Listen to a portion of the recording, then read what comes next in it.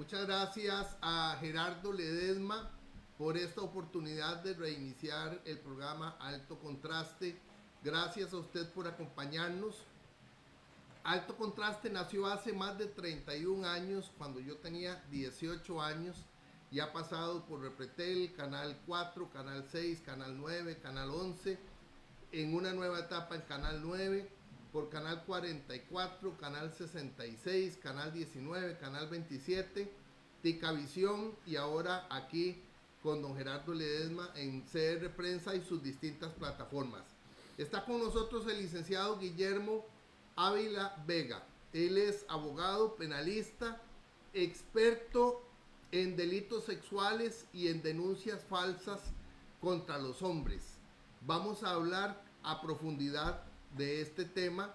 Es un tema del que yo puedo ser víctima. He sido víctima a lo largo de 4 años y medio, y puedo ser una víctima por muchos años. Ojalá que así no lo sea, pero sí he tenido documentación de muchísimos casos de hombres que están alejados de sus hijos, alejados de sus familias, o que perdieron el trabajo, la casa, las pertenencias, el proyecto de vida debido a denuncias falsas. Primero que todo, don Guillermo, cuénteme un poco de su vida. Usted es un herediano, pero primero fue alajuelense. Cuénteme dónde nació, dónde creció. Buenas, ante todo, saludos, don Camilo. Nací en Alajuela en el año 59. Estuve en esa provincia, en el Cantón Central, hasta los 29 años, en el 88. En el 88 me casé. Y... no, en el 98. 98. 98. Bueno, por ahí. Sí, 98. El asunto es que tengo 38 años de estar viviendo en Heredia. Mis hijos son heredianos. No, entonces en el 88. 88. Sí, 88. Sí. Ya cuando uno es de casete con la tecnología actual. Usted es del 59. Del 59. Sí, el 88. El 88 tenía 29 años. Sí. Me casé a los 29 años y tengo 38 años de estar en esta bendita provincia. Sí. Aquí estamos transmitiendo y grabando desde Heredia. ¿Qué significa Heredia en su vida? Es simpático, porque uno no escoge dónde nace, sino que la misma vida y las circunstancias te llevan a otros lugares diferentes de donde uno nació. Recuerdo que desde mi vida colegial, yo me venía para Heredia. Íbamos a un famoso soda donde vendían hamburguesas ahí detrás de la corte, a comer hamburguesas y compartir. Tenía más amigos heredianos que alajuelenses. Y la vida me situó así. De hecho, las novias que tuve, todas fueron heredianas. Nunca hubo una novia alajuelense, gracias a Dios. Las más bellas son las heredianas, por supuesto. La ciudad de las flores. Por algo es la ciudad de las flores, porque es donde están las mujeres más bellas de Costa Rica. Y yo tuve el honor de casarme con una de ellas. Tengo una hija herediana, tengo una nieta herediana. Entonces soy un herediano más. Y tiene un hijo, 2 hijos. 3 hijos. 2 hijos, dos mayores, dos varones y una muchacha. Cuénteme cómo se adentró en el mundo del derecho, quiénes lo formaron, quiénes fueron sus grandes maestros.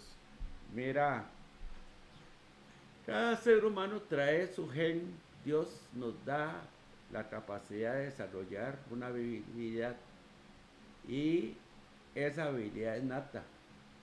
¿Quién le enseñó a pintar a Picasso, a Van Gogh? Nadie. Es los genes que se traen. El abogado no se hace, se nace siendo abogado. Por eso yo digo que en Costa Rica podrán haber 40,000 licenciados en Derecho, pero abogados habemos muy pocos, porque eso es de naturaleza, eso es ya un gen que Dios nos da y nos pide desarrollar. ¿Dónde estudió usted Derecho? Gracias a Dios, en la mejor universidad de Costa Rica, Facultad de Derecho. y estudié del año 87 hasta el 95 que me gradué, porque en la UCR uno tarda un promedio de 6, 7 años para graduarse. No es como una universidad privada que en algunos casos hasta en año y medio ya son licenciados en Derecho. O sea que usted se estudió Derecho estando casado. Sí, mi gran apoyo es mi esposa. Entré al Centro Regional de Occidente en San Ramón en el 87, hice generales y todos los demás. En el 88 entré al primer año de Derecho. Estuve en el Centro Regional de Occidente 3 años, porque hasta el tercer año podía estar en San Ramón. Después del tercer año me vine para la Ciudadela de Rodrigo Facio para terminar los últimos años de Derecho. ¿Cómo se adentró usted en el tema de los delitos sexuales y las denuncias falsas? Mira, comencemos a hacer historia. Yo pienso, y así lo creo, que la violencia intrafamiliar está muy mal. No es posible que las mujeres y los niños estén sufriendo de las agresiones de hombres que tal vez por circunstancias de guaro o económicas se quitan toda la frustración pegándole a las mujeres y a los hijos. Creo que eso no vale. Yo estoy de acuerdo con que la ley se haya creado, la ley de violencia doméstica, la ley de pensiones alimenticias, esta última a partir de los años 90 fue que dio un poco más de fruto, y la ley de violencia doméstica fue aproximadamente a principios del siglo XXI que ya dio mejores efectos. Y Camilo, no vale que se agreda a una mujer, no vale que se agreda a los hijos, pero tampoco vale que se agredan a los hombres en revancha. Me explico. De acuerdo a mi conocimiento y mi experiencia, a partir de 1997 aproximadamente, llegaron a Costa Rica mujeres feministas que fueron expulsadas de Chile y de España, y para variar la Universidad Nacional las acogió como profesores en la Universidad Nacional. Estas personas comenzaron a sembrar las semillas del feminismo, pero no un feminismo positivo, productivo, sino un feminismo destructivo, porque ellas más que todo jalaban en que tenía que haber una igualdad entre hombre y mujer, que no se niega. Tanto hombres como mujeres somos iguales, tenemos los mismos derechos y las mismas oportunidades. Y está bien, hablemos de los finales del siglo XX para no irnos más allá, y sí, las mujeres eran mancilladas por los hombres. De hecho, hoy en día, las mujeres en algunas instituciones y empresas privadas ganan mucho menos que un hombre realizando el mismo trabajo. Eso no puede ser. Pero en materia penal, la circunstancia del derecho de género es que si bien se necesitaba ese apoyo a la mujer, a partir del año 2002-2003 comienza a incrementarse aún más el feminismo en Costa Rica, volviéndose patológico. Ya no es un asunto de igualdad entre hombre y mujer, ya no es un asunto de que la ley respalde a la mujer y evite las agresiones y los femicidios, sino que algunas mujeres comienzan a aprovecharse de esa corriente nueva que se da y comienzan a procurarse situaciones que no van con el derecho. Más adelante, en el año, calculo yo que 2010, comienzan a verse situaciones donde mujeres por despecho, por celos, por frustraciones de amor, o peor, por sacar dinero mal habido, denunciaban a los hombres de delitos sexuales, siendo estos hombres totalmente inocentes. Se dan esporádicamente 2, 3 casos que me diera yo cuenta por mes, por trimestre, pero para 2024 ya esto es una plaga. Cualquier mujer puede denunciar libremente a un hombre y con las resoluciones de la sala tercera diciendo de que basta la denuncia de la mujer para iniciar la persecución penal, con ello es suficiente para imputar a un hombre de un delito de carácter sexual, sea por violación, sea por abuso sexual. En mi experiencia, porque en los últimos 15 años me he dedicado casi exclusivamente a ver asuntos de delitos sexuales, podría decir que se da mucho la denuncia falsa. La denuncia falsa, y tengo muchos ejemplos, son demasiados los ejemplos que tengo. Yo tengo un conocimiento cercano a los 300 casos. 300 casos. De este tipo. Conocimiento de 300 casos. He llevado, a ver, me explico. Por asesoría profesional, por asesoramiento, he conocido de 200 casos. Y en los últimos 15 años he llevado aproximadamente unos 100 casos, o tal vez más, directamente de abuso sexual. Como profesional, por ética y por respeto a mi profesión, yo no defiendo a culpables.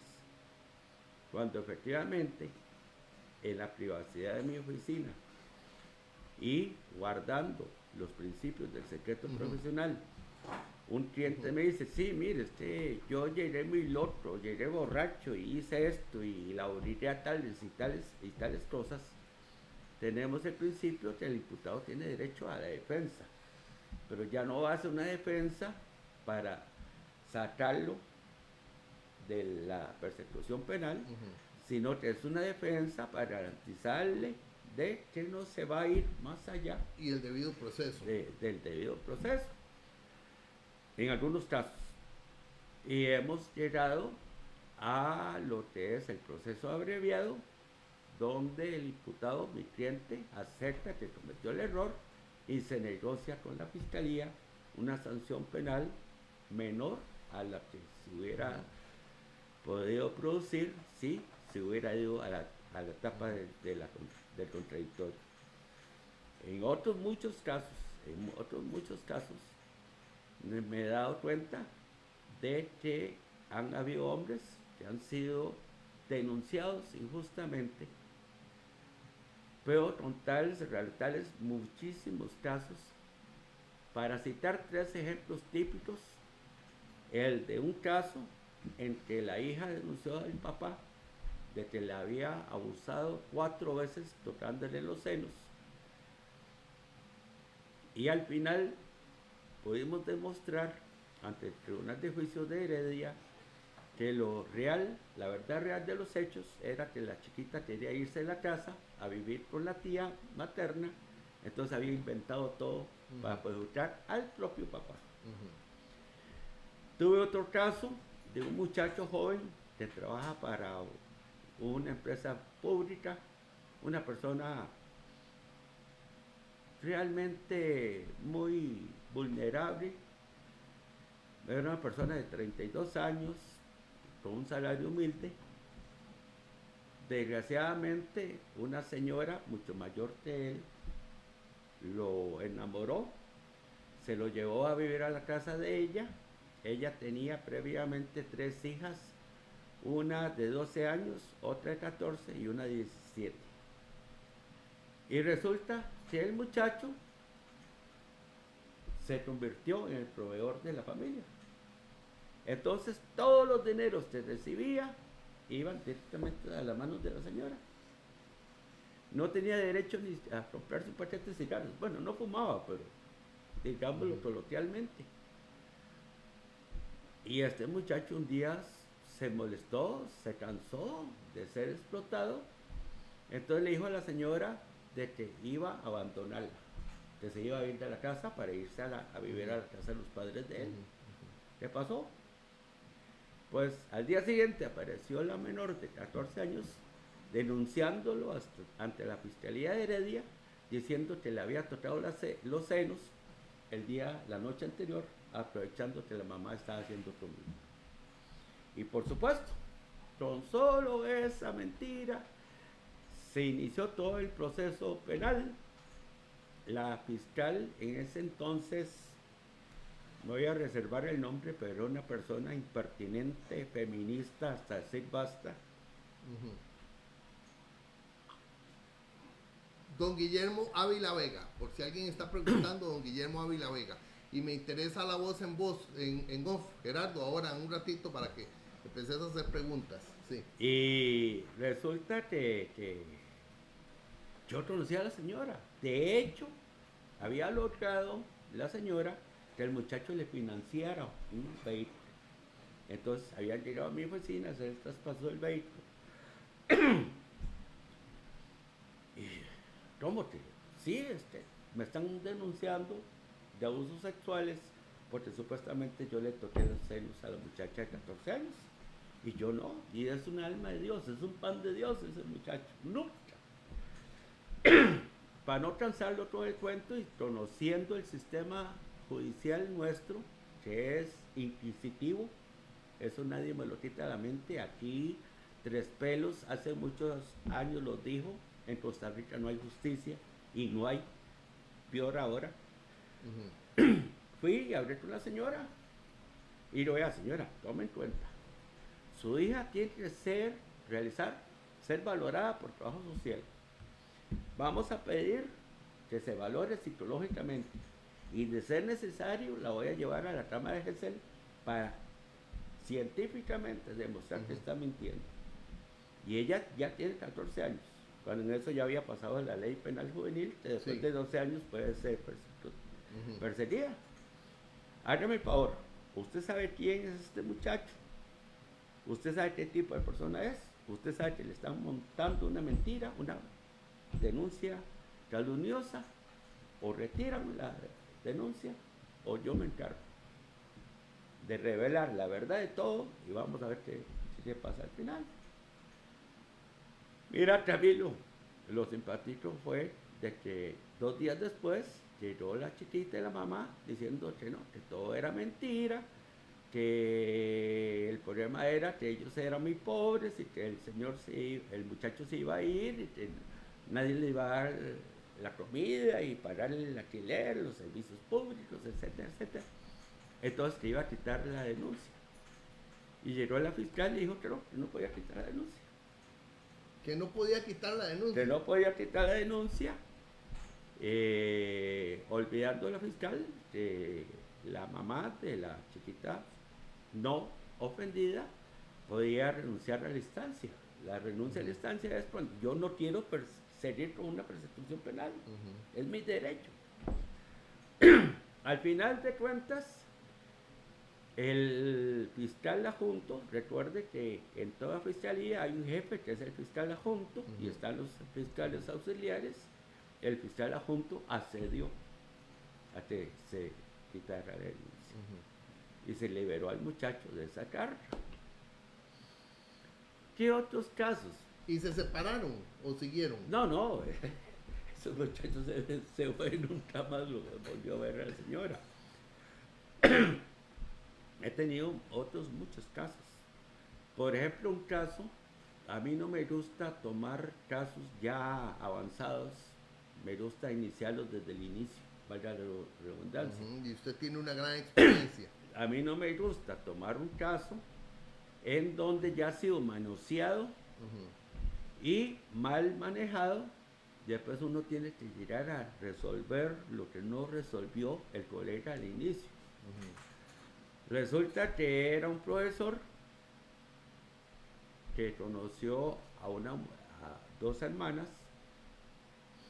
Él tenía una característica, es una persona muy loable, muy amigo de ayudar a las personas. Una de las muchachas tenía una habilidad para tocar el piano y la mamá le pagaba las clases de piano. Y resulta que en un momento dado la señora se quedó sin trabajo, no le podía seguir pagando las clases de piano a la muchacha. La muchacha podía tener unos 15, 16 años.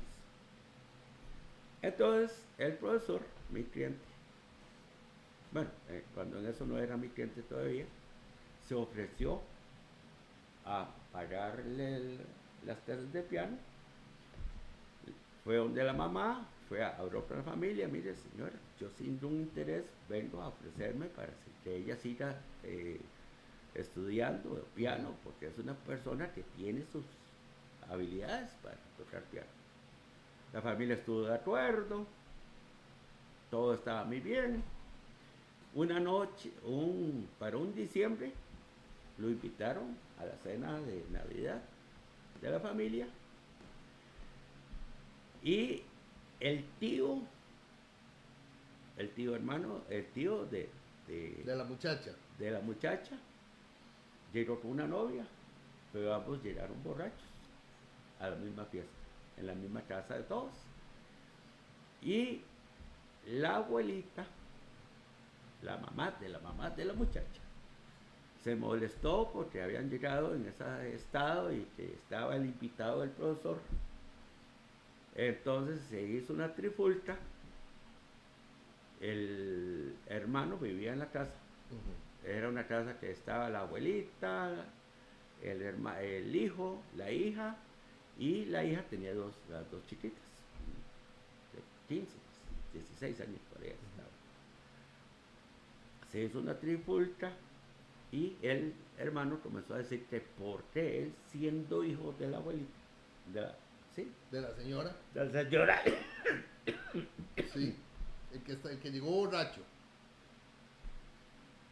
no podía estar en la casa y había un extraño en la casa. Que es el profesor que le estaba pagando las clases a la muchacha. Entonces se dio una situación, pasó, el hermano se fue con la muchacha, se fueron de la casa. A la semana estaba el profesor visitando la casa porque la mamá de la chiquita lo había invitado a comer. Y en un momento X, la chiquita y el profesor se encuentran abriendo la refrigeradora. Y es un espacio corto. Entonces llega el hermano diciendo que estaba abusando, que le estaba tocando, que él la vio cuando estaba tocando a los muchachos. Se armó un escándalo, Dios y Padre mío. Y presentaron una denuncia. Llamaron a la policía y la policía le recomendó a la mamá que para evitarse problemas con el pánico, que es otra institución que yo odio, y me perdonan a los funcionarios del pánico, pues yo los odio. Personalmente los odio. Y después veremos un programa del por supuesto. Llegaron y los policías y se fueron al segundo circuito judicial de San José y pusieron una denuncia contra el señor. Vea Camilo, vea lo que pasa. Antes de proseguir, veamos el procedimiento. Se presenta la denuncia. El fiscal tiene la obligación, de acuerdo al artículo 63 del Código Procesal Penal, a investigar la verdad real de los hechos, pero guardándose que esa investigación tiene que ser en beneficio tanto de la ofendida como del imputado. Porque se supone que el fiscal o la fiscala es un ente objetivo, neutral, y lo que busca es la verdad real.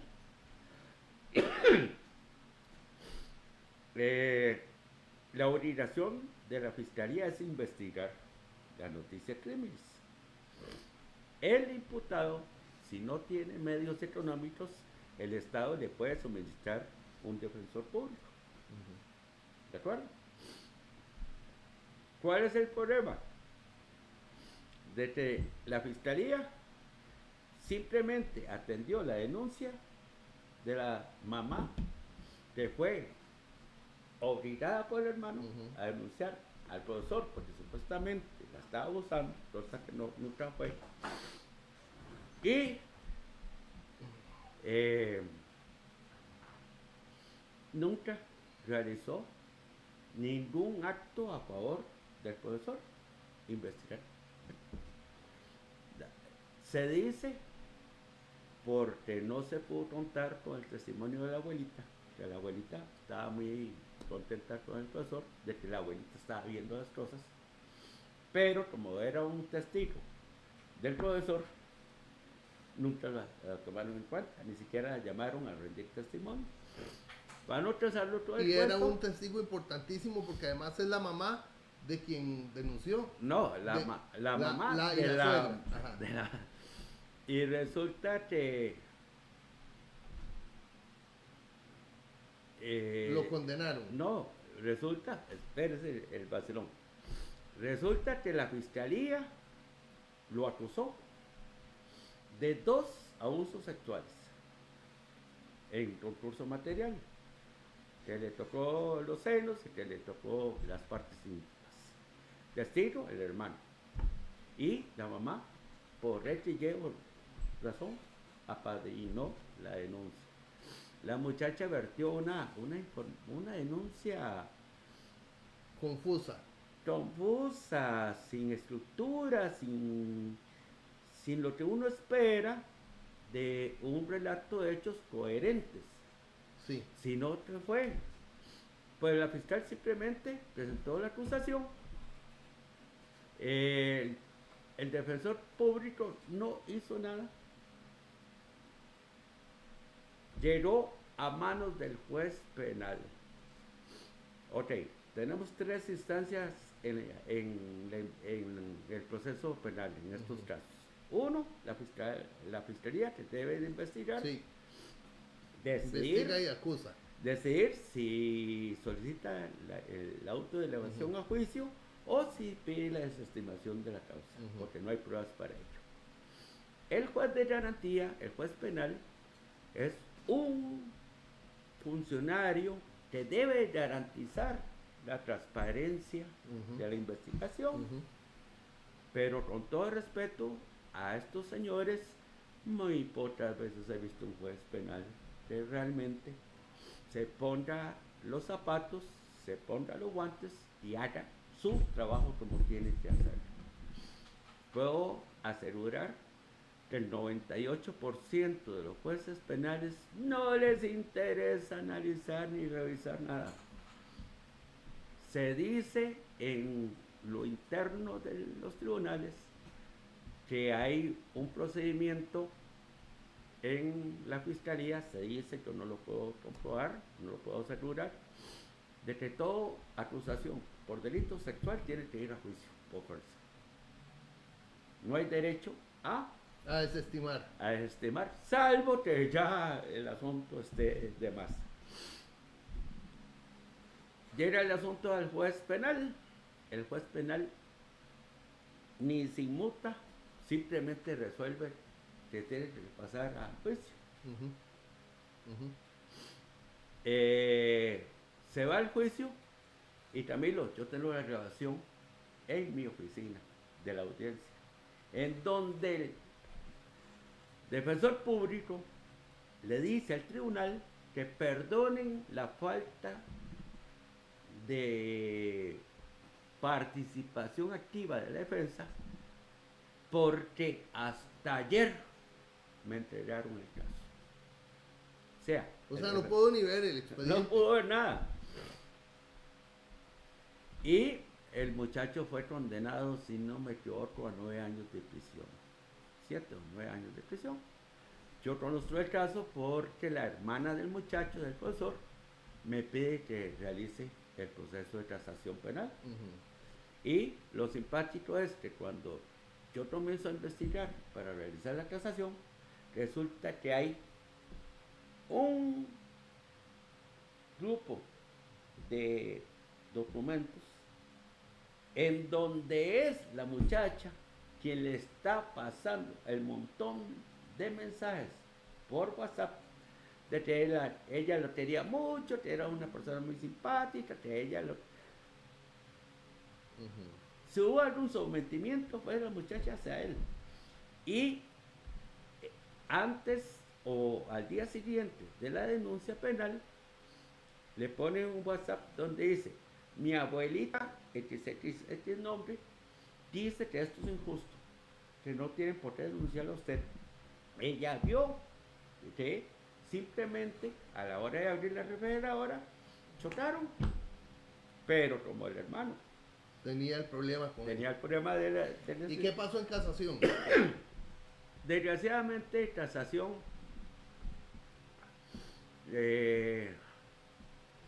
a ver, Camilo, ¿cómo defender algo si no? ¿Cómo hacer chocolate sin cacao? ¿Ah? Yo presenté todo esto de prueba documental de los chats y me sale diciendo casación que ellos no tienen por qué analizar nueva prueba. Que la prueba tuvo que haberse visto en la audiencia oral y pública. Cuando el Código Procesal Penal permite al Tribunal de Casación poder revisar el asunto. Sí. Y resulta que no prosperó la casación. Y es de lo que yo me he dado cuenta. Es terrible lo que pasa en estos casos. Uno de los 130 personas que actualmente están en prisión siendo inocentes por asuntos 130 casos. 130 Gerardo, tu participación antes de ir al corte. Así es, muchísimas gracias. Licenciado, una de las cosas que se puede observar muy fácilmente es el principio de inocencia que se le está negando al género masculino y que básicamente pone a todos los hombres en una libertad condicional. Esto es muy importante porque estamos hablando de que básicamente las ideologías están reemplazando tanto la ley, la justicia, como la ciencia. Acá existen contrapesos como lo que es el Colegio de Abogados y como lo que es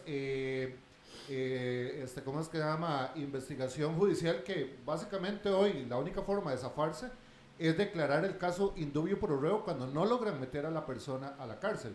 Entonces, aquí tenemos evidencia de claros prevaricatos, pero no vemos una activación de los contrapesos. ¿Estamos bajo un estado de derecho o estamos bajo un estado de ideología?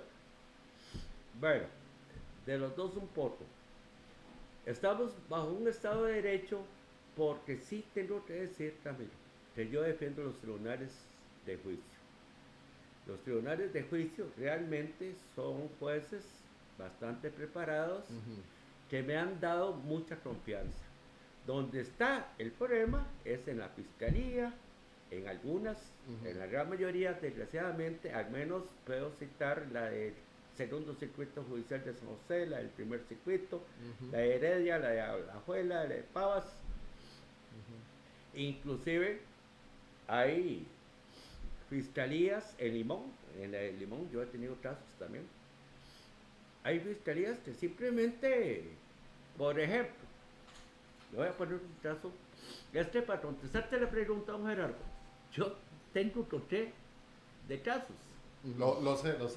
Vea, se acusa a un cliente mío de que violó a la hermana de la esposa en un camarote. ¿Ok? Resulta que esta gente alquilaban cuartos o un cuartito para ayudarse con los gastos de la casa a estudiantes universitarios, etcétera, etcétera, y casi siempre eran a mujeres. Está la habitación matrimonial y está la habitación del hijo, en donde hay un camarote.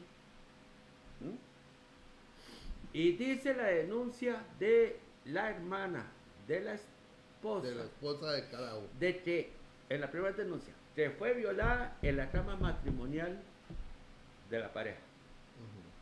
Después cambia que no. Que fue en el camarote. Que fue en el camarote. Y yo comienzo a hacerme análisis jurídico y resulta que el camarote tiene 60 centímetros entre una trama y otra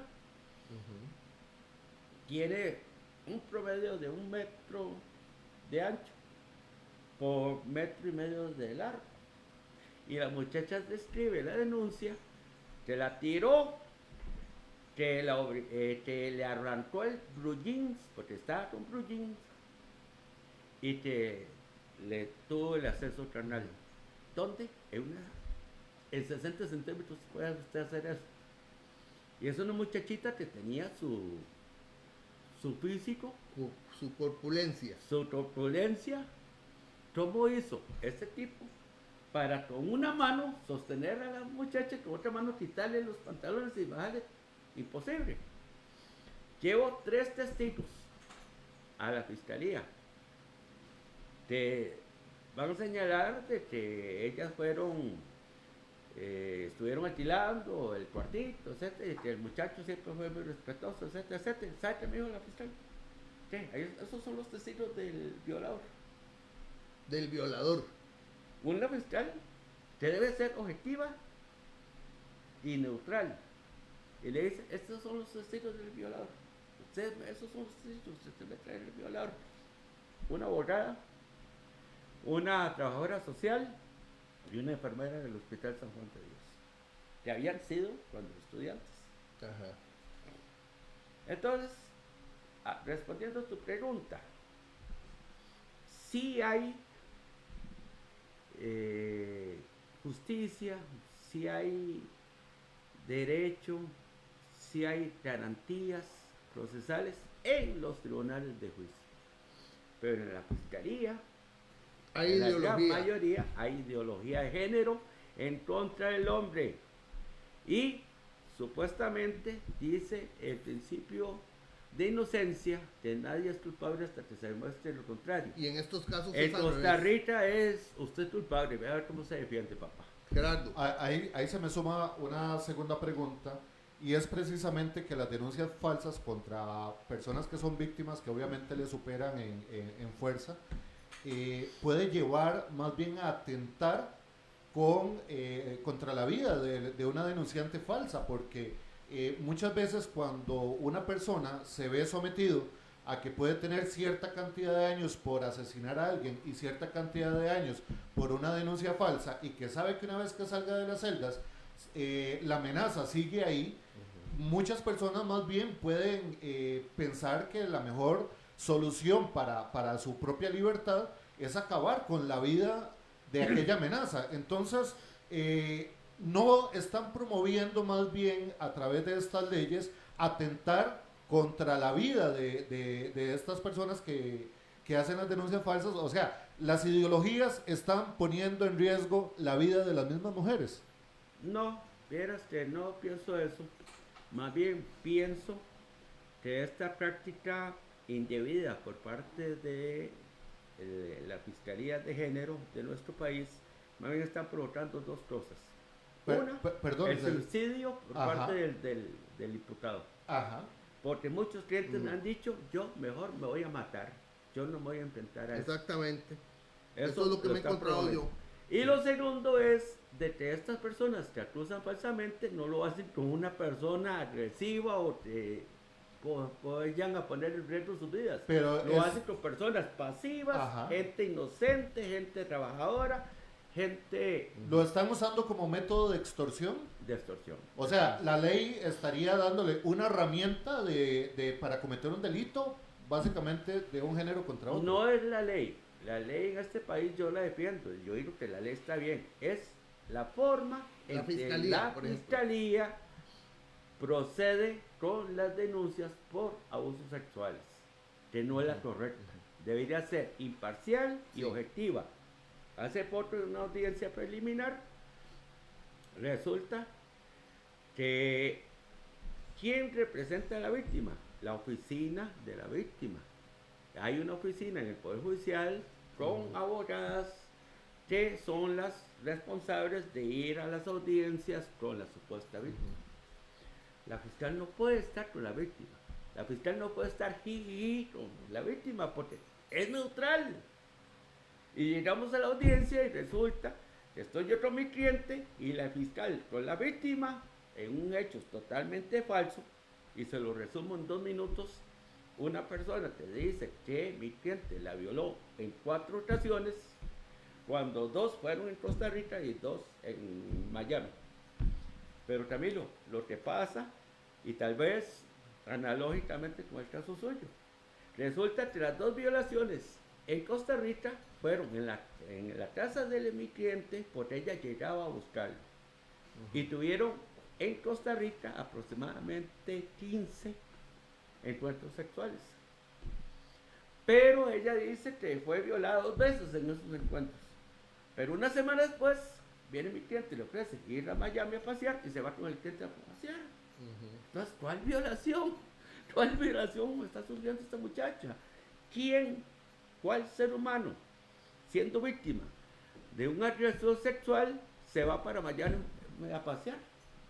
Es la duda que todos nos hacemos. ¿Continuamos o vamos a corte? Continuamos. Ok. Como este programa se transmite por las noches, pero estamos habituándonos aquí en nuestra nueva casa, hicimos la transmisión y la gente me escribe. Me recuerda una persona el caso de O.M. O es una persona de la que escribe Juan Marcos Rivero, el abogado penalista. Esta persona me dice, Fue profesor de la Universidad de Costa Rica. cuente el caso. Bueno, el caso es que es una pareja que la señora, la esposa en esta pareja, tiene una hermana que tiene una muchacha adolescente muy rebelde. Entonces, la hermana le pide que por qué no se llevan un tiempito a la muchacha adolescente, ellos dos, que son una pareja, que estaban ahí sin hijos, que se lleven a la muchacha a ver si les va mejor que a la propia mamá. El esposo de esta muchacha le dice, sí, tráigase a su sobrina, a ver. Bueno, la muchacha quería andar en la calle, quería andar con muchachos, quería amanecer en la calle, llegaba borracha, llegaba drogada, y entonces un día el señor le dice, mire, sobrinita, no podemos continuar con esta situación. Al día siguiente aparece la denuncia contra él de violación. 20 años de prisión. 20 años. Sin una prueba. Sin una prueba. Otra persona me recuerda que el problema es que hay una resolución de la sala tercera que dice que en caso de que no haya pruebas, basta con lo dicho por la supuesta víctima. Y que estaba ahí Celso Gamboa en ese momento como magistrado, que es una de las personas que más ha empujado este tipo de denuncias. ¿Qué piensa usted de estas denuncias sin prueba? Mire, a ver, veamos muy claro. Si un hombre es acusado de un delito sexual, el peor error que tiene es acudir a la defensa pública. Y aquí no me estoy refiriendo mal a la defensa pública. Es demostrado que en Costa Rica, y más que todo, sí, lo he visto en Heredia, que hay grandes defensores públicos. Hay grandes. Primo Chacón, por ejemplo, aquí en Heredia fue uno de los mejores defensores públicos que Primo había. Chacón fue defensor público. Y buenísimo. Y en todos los despachos judiciales, en materia penal, hay defensores públicos muy buenos. Sí.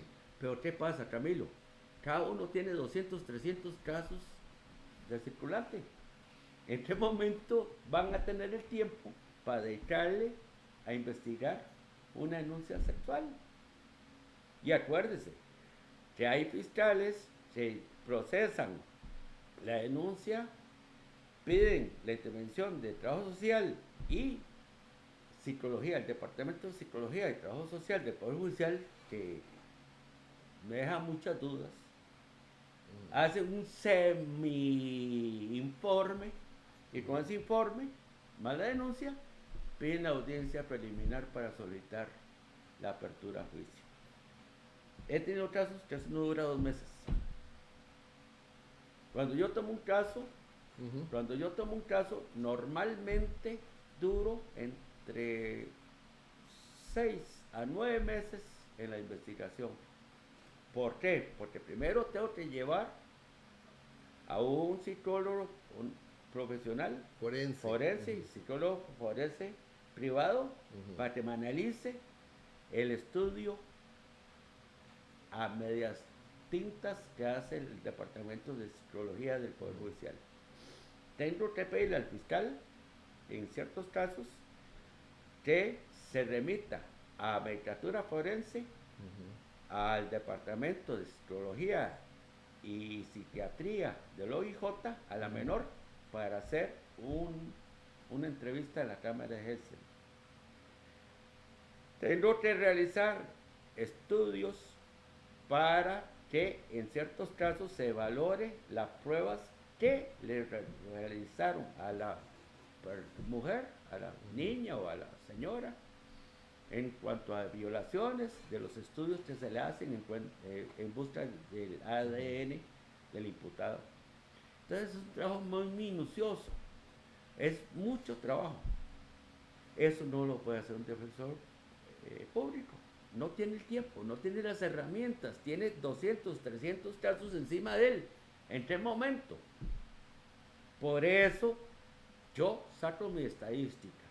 No es científica, sino es mi experiencia. Mi experiencia es que del 100% de los casos de abusos sexuales que caen en manos, que tiene que llevarse en manos de defensores públicos, porque el cliente no tiene dinero para pagar un defensor privado, o no quiere, porque hay muchos que no quieren, en esos casos el 70% van para la cárcel. 70% van para la cárcel. El 70% van para la cárcel.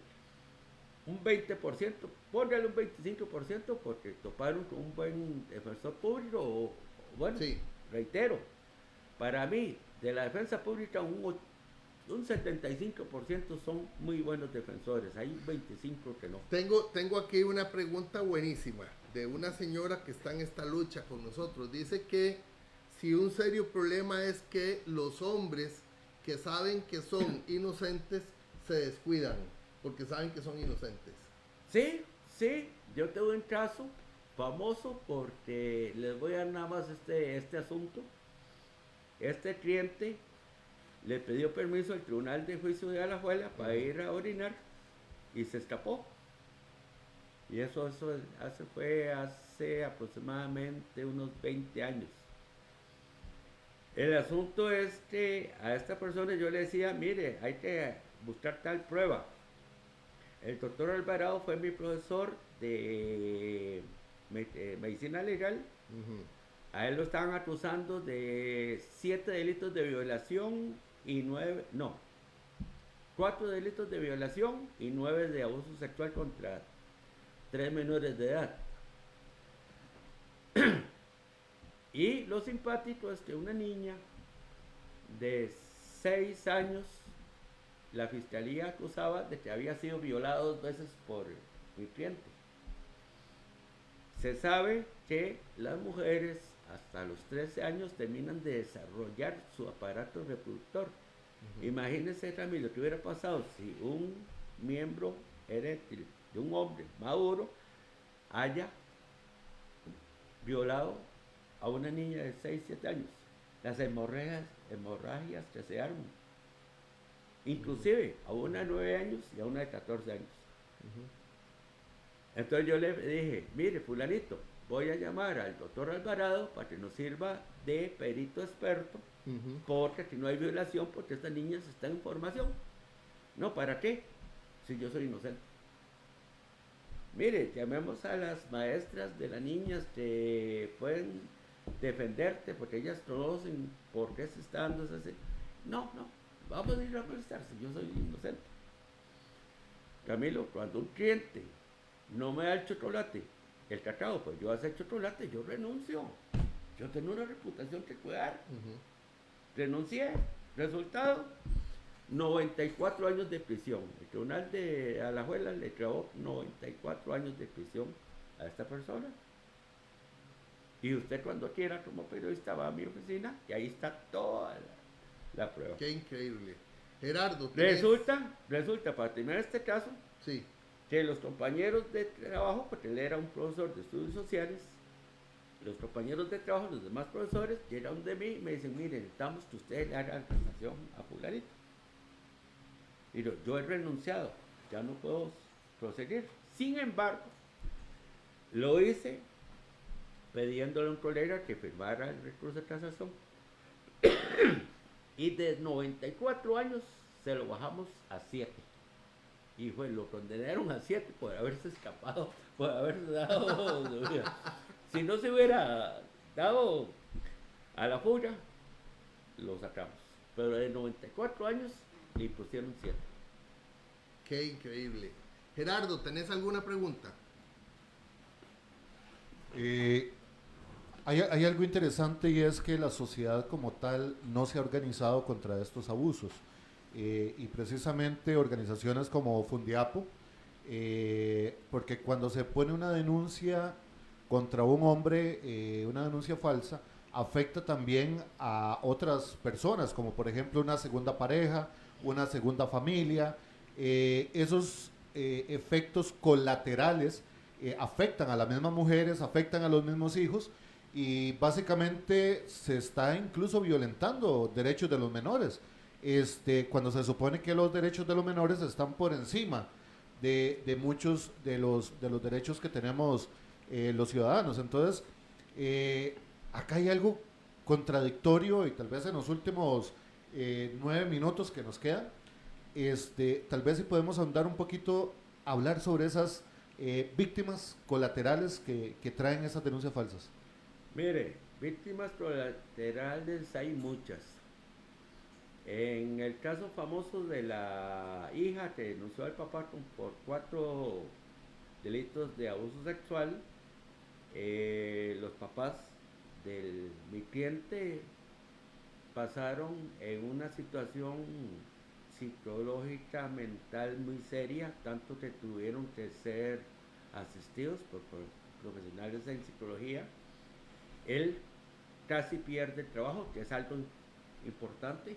El imputado, claro, sí, normalmente su desarrollo laboral se ve muy afectado. Las hermanas, las tías,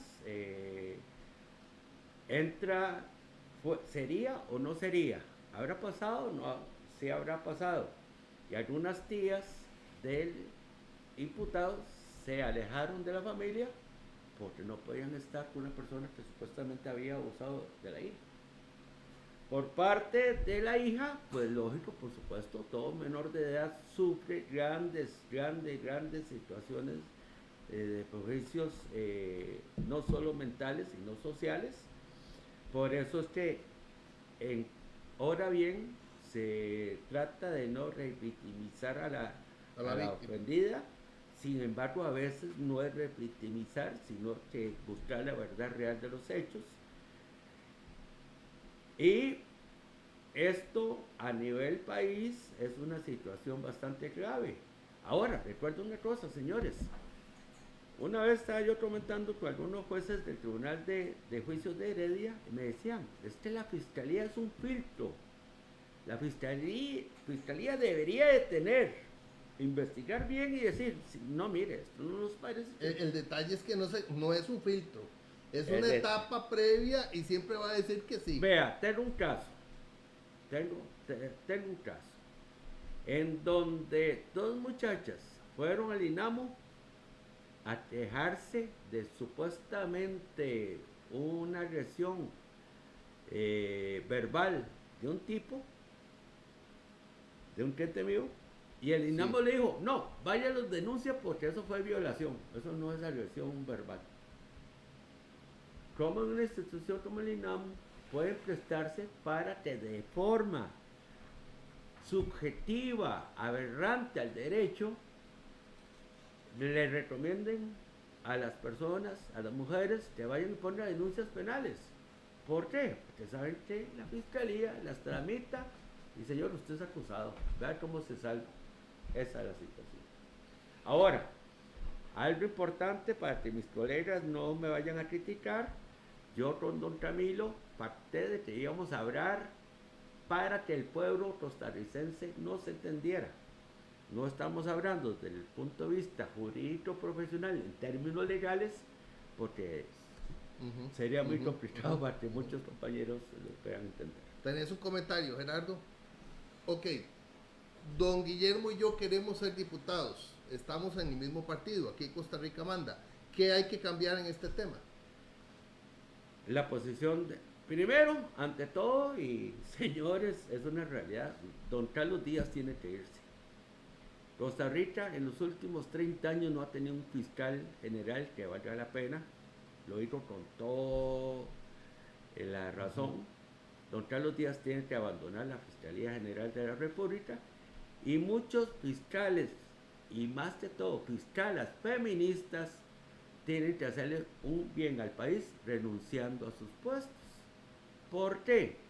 Porque a las instituciones públicas muchas veces, no todas, no me malinterpreten, pero muchos profesionales buscan trabajar en instituciones públicas sin tener los requisitos y capacidades para el puesto, sea de juez o sea de fiscal, porque saben que la calle es muy dura.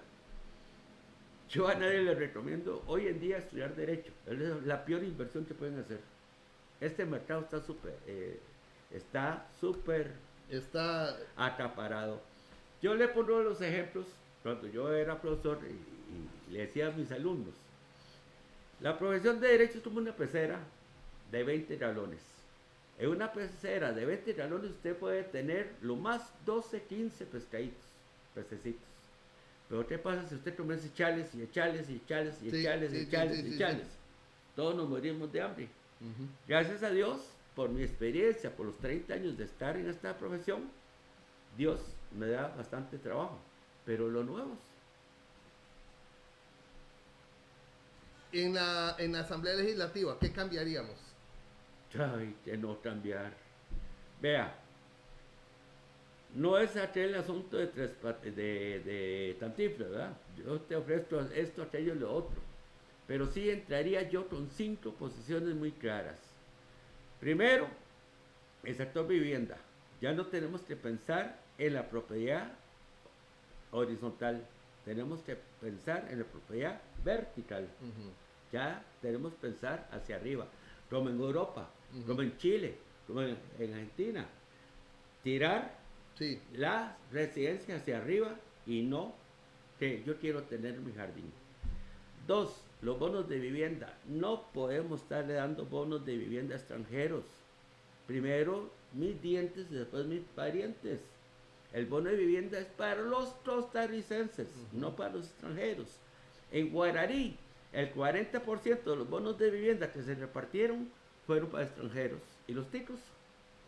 Seguro social. ¿Cuántas mujeres extranjeras llegan a parir a nuestros hospitales? Se les atiende y al día siguiente se van para sus países. ¿Y quién pagó la cuenta? El pueblo de Costa Rica. En las listas de espera, ¿cuántos extranjeros hay? Sí, alguien me puede criticar, usted habla de Dios y que somos hermanos, etcétera, pero señores, Costa Rica no tiene autonomía para estarla repartiendo entre todo el mundo. Tenemos que, y yo soy nacionalista 100%. entonces vivienda vertical, bonos de vivienda, Caja Costarricense del Seguro Social. Para los ticos. Sí. Seguridad, incrementar, hay que poner más policías. Yo apoyaría la utilización de drones de vigilancia. Los drones de vigilancia dan mejor servicio. ¿Qué sé yo? En estructura vial hay que analizar. Ahorita la entrada a Pirro, ¿por qué no se ha hecho? ¿Por qué? Porque hay un divorcio entre el Poder Ejecutivo, el Poder Legislativo y la Municipalidad de Heredia. Tenemos que volvernos a casar la Asamblea Legislativa con el Ejecutivo, con la Municipalidad de Heredia para resolver ese problema, porque es un problema que a los heredianos todos los días les da dolor de cabeza, no hay por dónde entrar. Y el puente Río Frío, pero hay que hacerlo, hay que hacer un puente elevado, los que van directo para Heredia, los que van para otros lados, resolver la situación. Y eso sí, siguiendo a un Manrique Álvarez, hay que cuidar los puentes que hay ahí. Ahí hay 3 puentes de cientos de años que hay que cuidarlos porque es patrimonio nacional. Entonces no es asunto de votarlos y hacer las cosas. Bueno, hay tantas preguntas aquí que lo vamos a invitar nuevamente en unas cuantas semanas. Gracias a don Gerardo Ledesma, que ha permitido el renacimiento de este programa. Alguien me escribió aquí que no dije que también estuvo en Canal 13, es cierto. Este programa nació en Canal 4, estuvo en Canal 9, en Canal 6, en Canal 11, en Canal 13, en Canal 19, en Canal 27, en Canal 42, en Canal 44, en Canal 66, en Ticavisión, y este es el 10º medio de emisión de alto contraste. Tienen razón, me brinqué Canal 13 y estuvo en Canal 13. Gracias, don Guillermo Ávila Vega. El teléfono, ¿cuál es el 8322? 0453. 8322-0453, por si usted tiene preguntas, por si usted quiere consultar con este abogado con tanta experiencia en esta materia. 8322-0453. 8322-0453. Don Gerardo, muchas gracias. Unas palabras. Con mucho gusto, recordarle a la gente también que estos programas pronto los va a encontrar en altocontrastecr.com para ver programas anteriores, y que también van a poder disfrutar de espacios publicitarios, porque si quieren pautar con nosotros ya tenemos el espacio abierto. Exactamente, muchísimas gracias, que estén muy bien.